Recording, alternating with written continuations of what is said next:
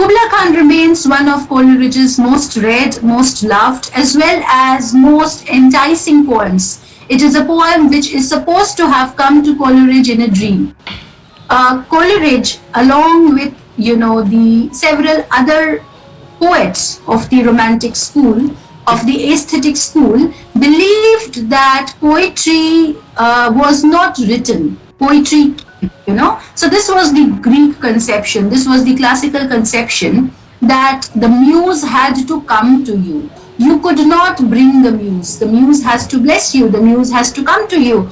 And that is why, if you remember the poem that we were doing, Milton was praying to the language. Milton was praying to English. It was a prayer to English, that the English language should bless him so that he is able to express his ideas beautifully in that language.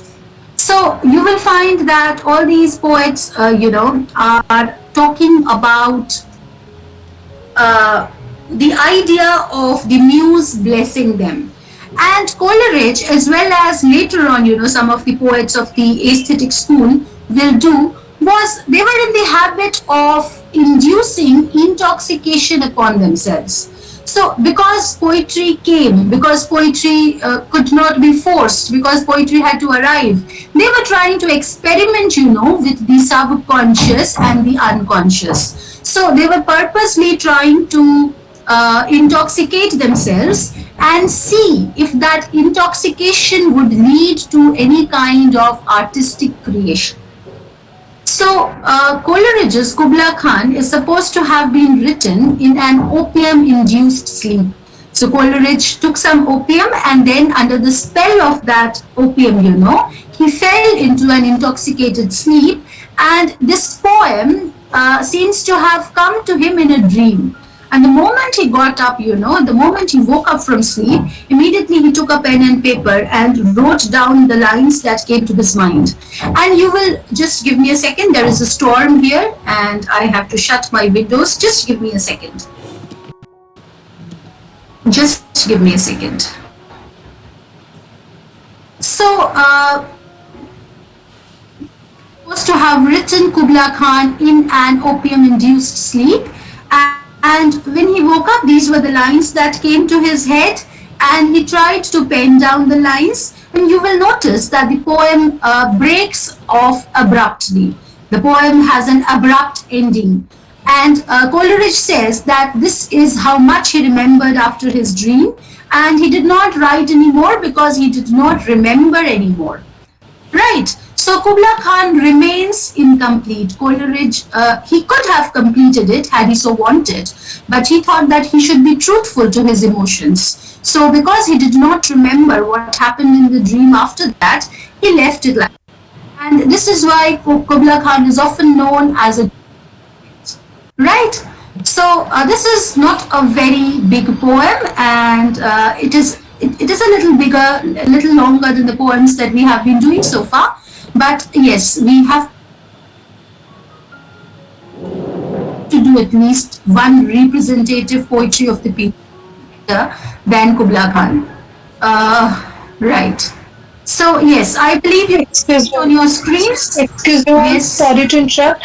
Ma'am, you said that Kubla Khan is known as... Ma'am, there was some disturbance. I could not hear that.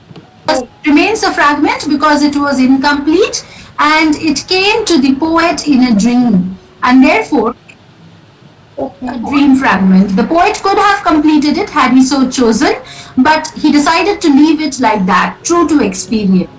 Okay, thank you.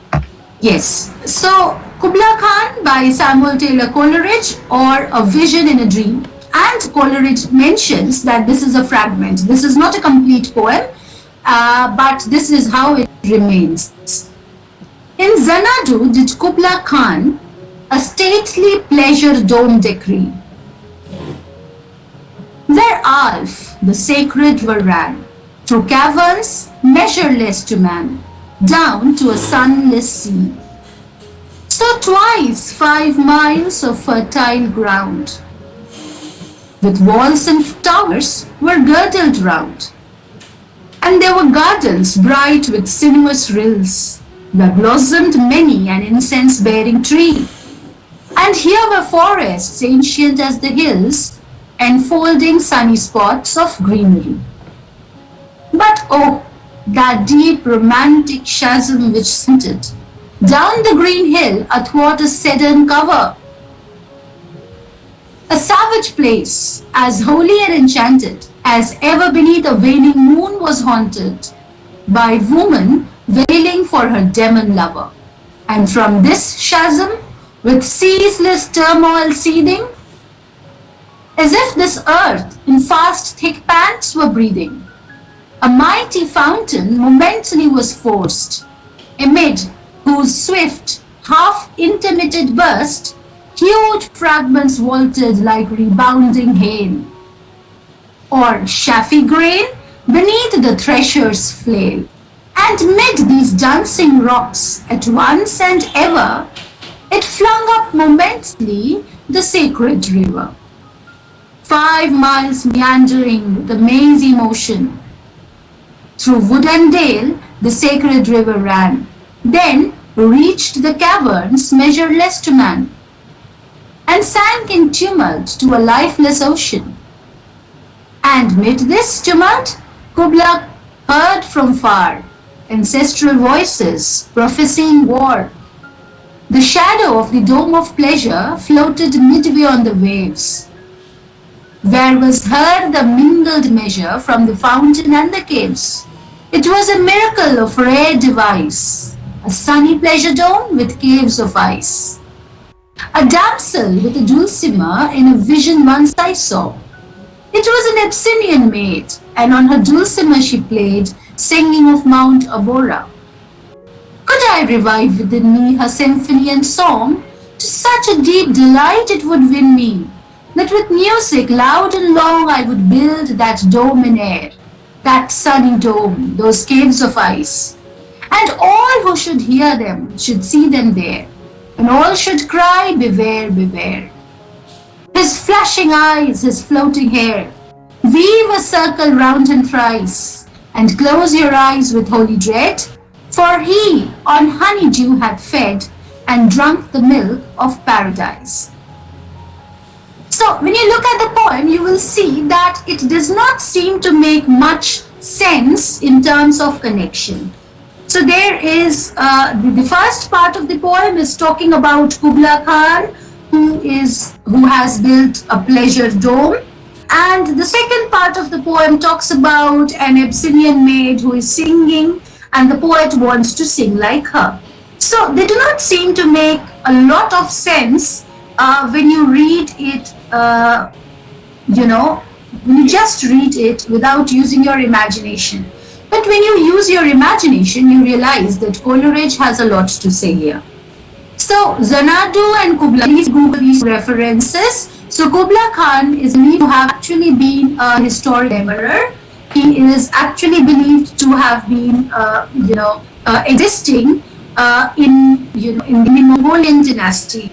So Kubla Khan is actually a person, is a historical figure, and it is said that when Coleridge wrote this poem and before he opium-induced sleep, he was actually reading the travel narratives of someone who had traveled to Kubla Khan's empire.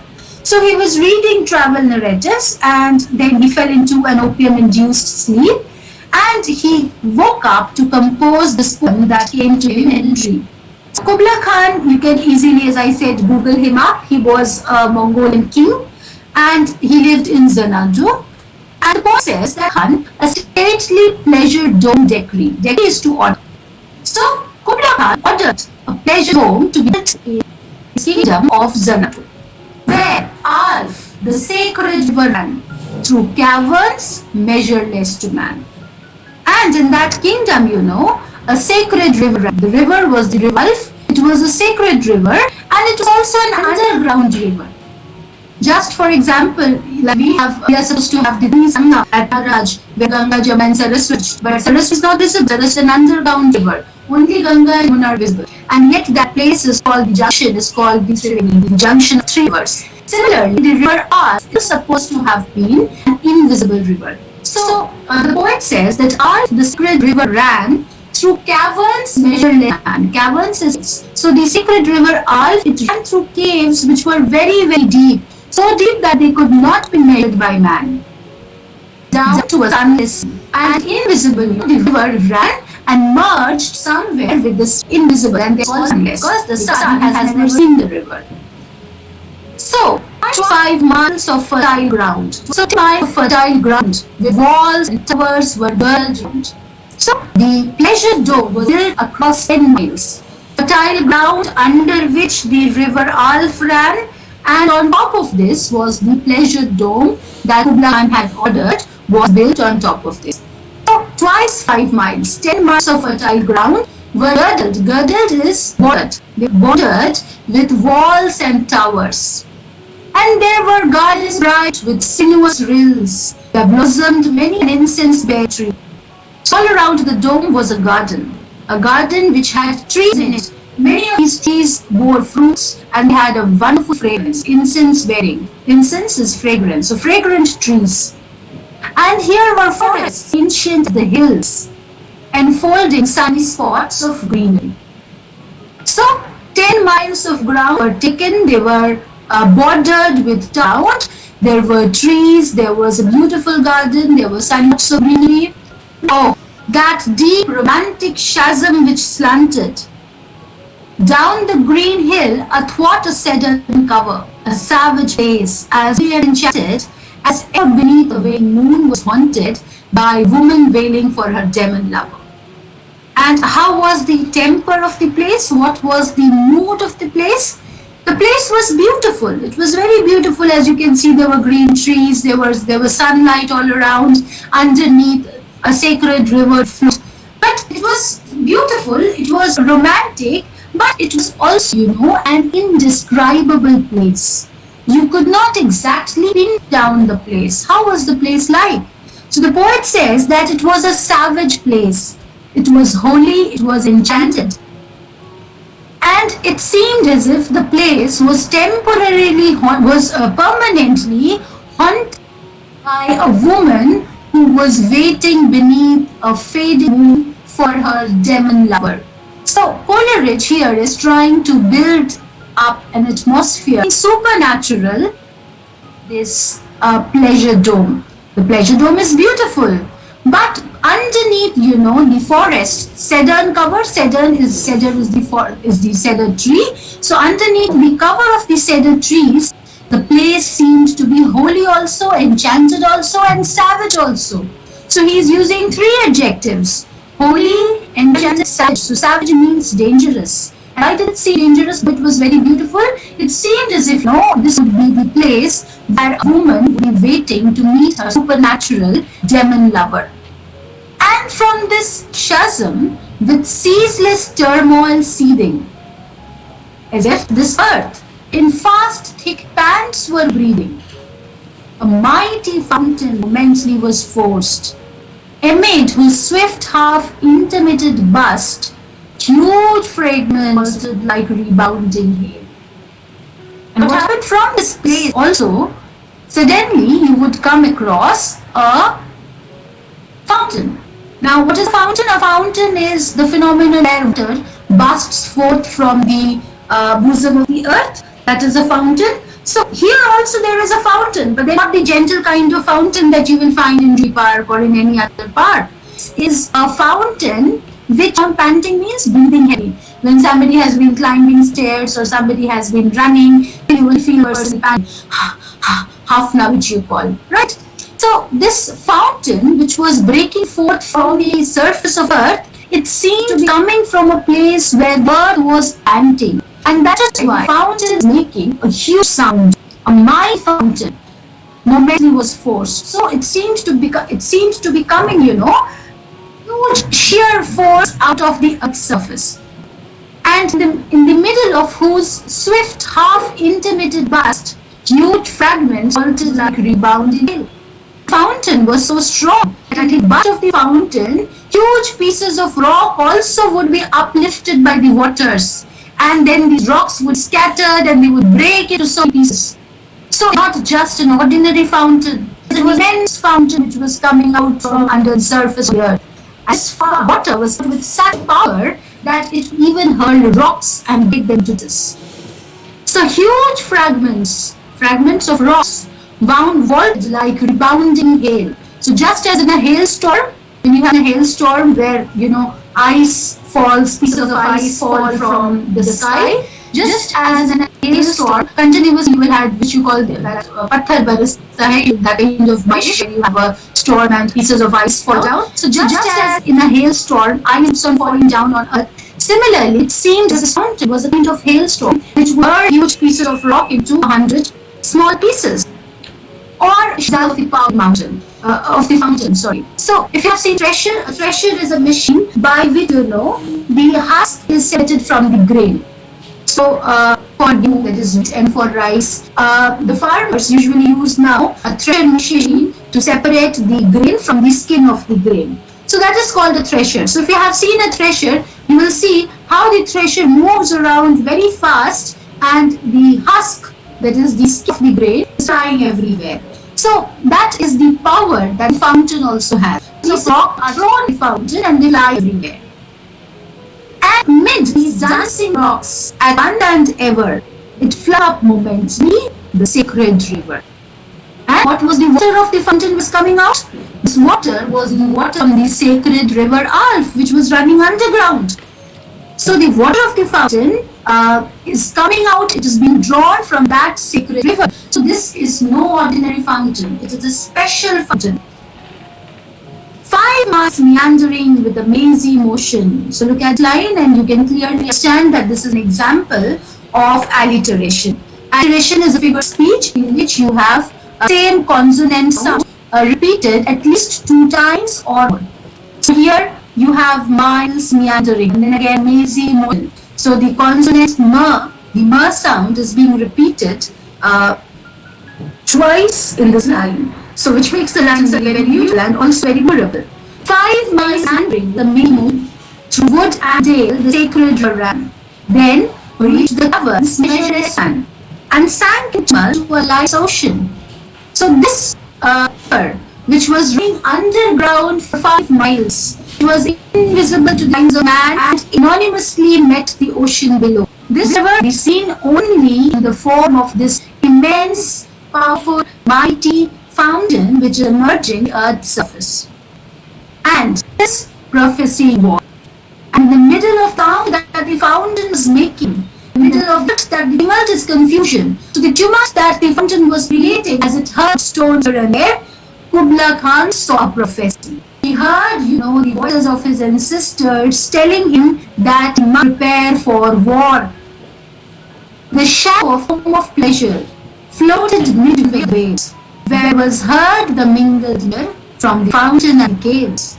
It was a miracle red device, some pleasure dome with a voice.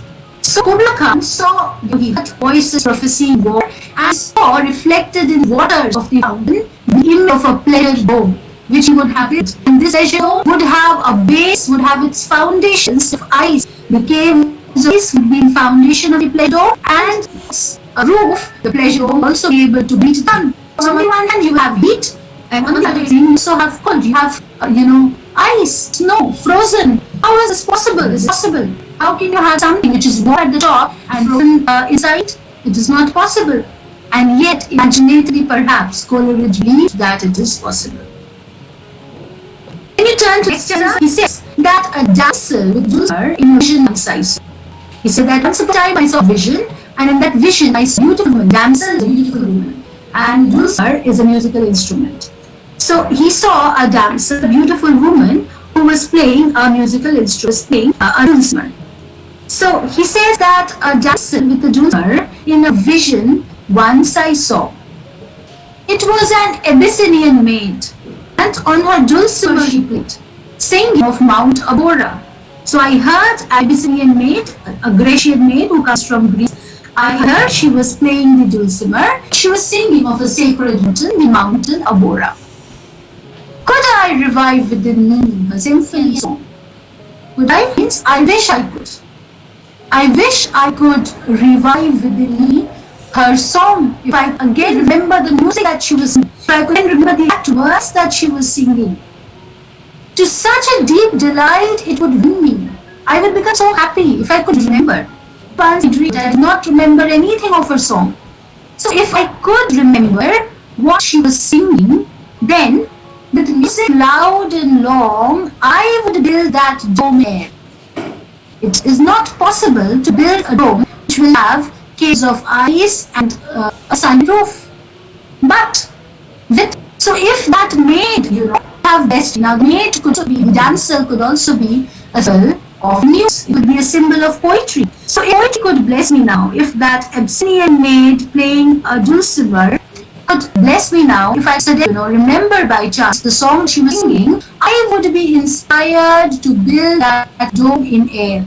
I would build that dome of Kubla Khan, the magical dome with its caves of ice and its roofs exposed to the sun. And all who heard should see them there, and all should cry, beware, beware. And everyone who heard my song would be able to measure up the dome. And they would all mesmerize by me, and also they would be scared of me. Because what I will have achieved would be something magical. They would all be scared of me. They would be in awe of me. The right word here would awe. To awe is to admire, to respect, and also to fear. So people would be in awe of me. They would admire me, they would respect me, but they would also fear me. And they cry, beware, beware. Beware his flashing eyes, his floating hair. So beware, be careful of him. He is a mighty poet. He is a mighty conjurer of words. He is a mighty magician of words. Beware his flashing eyes, his floating hair. Weave a circle of ice. You must break his magic spell. He is under the spell of creativity.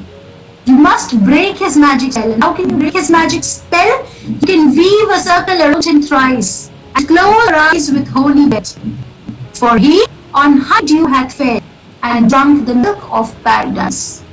So if the poet could feed on honey dew, if the poet could drink milk of paradise, then the poet would be inspired to do something impossible. The poet could even build Kubla Khan's treasure dome in air. In the world of poetry, it's possible to build that dome. But for that, it needs inspiration. The poet needs that the muse should bless him. So the first part of the poem about the magic dome which Kubla Khan visualized but not built.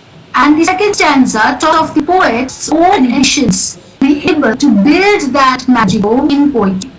But he cannot do it with inspiration. He has to be inspired. He will be blessed by the muses. And once he is blessed, once he is inspired, he will become as invincible as someone who has fed upon the honey-like dew, who has drunk milk of paradise. And then, poet will be able to build in thin air Kubla Khan's dome. And everybody who would hear him singing would be able to see that dome. Everybody would be able to see that dome in the imagination when they heard his song, when they heard his poem. And they would say, beware of him. He has drunk the milk of paradise. Beware of him. Break his spell. And break his spell. Be circle. Walk around thrice. And close your eyes. Pray. Break his spell. The poet is as dangerous as the woman who is standing beneath a waning moon waiting for her lover. So just as a woman waiting for her demon lover will make a place holy also, enchanted also, savage also, similarly. Because nature in its true form is fine. So this is a poem where a poet talking about Kubla Khan, he's also talking about his ambitions as a poet. Now one more questions. If you have questions, you're free to ask.